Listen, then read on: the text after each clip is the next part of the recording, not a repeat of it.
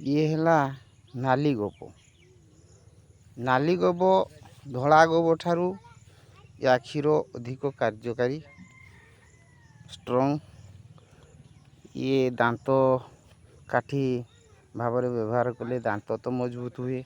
दांत हलुले दांत आउ हले नहीं।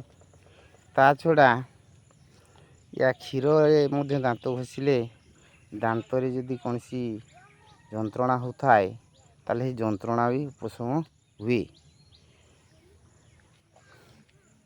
या कौन सी कटा जगार या क्षीर को सेमती हाथ में ताकू बुलेले बुलेला परे किछि समय सी अठा भाव में परिणत हो धड़ा साबुन फेण भाया हो अठा भाया हो।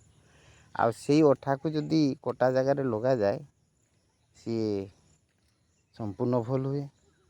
कौन सी जगार जदि गोड़ हाथ पेन होता है आंठू फांठू रे ताकू लगे करी सेमती घषिले आंठू जंत्रणा भी कमी जाए।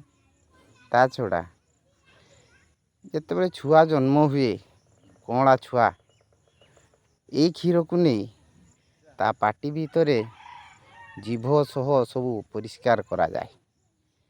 ये ता पाटी को पूरा परिष्कार कर दिए।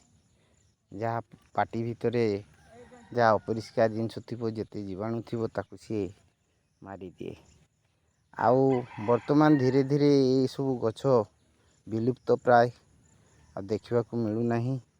आउ यार व्यवहार संपूर्ण लोक मैंने भूली गले।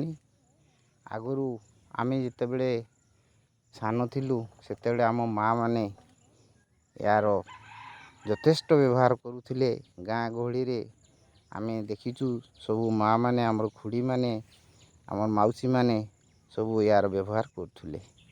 से यार व्यवहार रे आज आम एत बढ़ी किंतु तार व्यवहार को समस्ते भूली गले। भूलिबा ठीक नुहे। या सद्व्यवहार करने दरकार।